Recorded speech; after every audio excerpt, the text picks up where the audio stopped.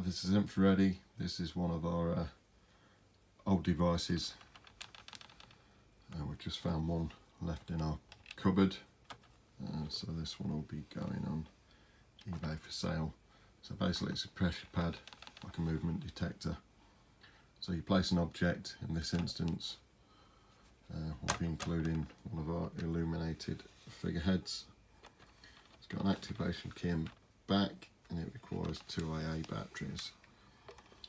So if you remove the key, you'll see that the pad is then set.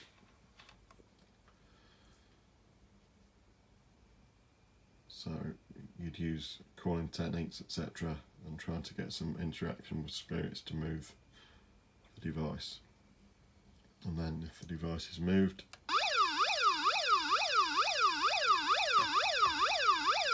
then the trigger will sound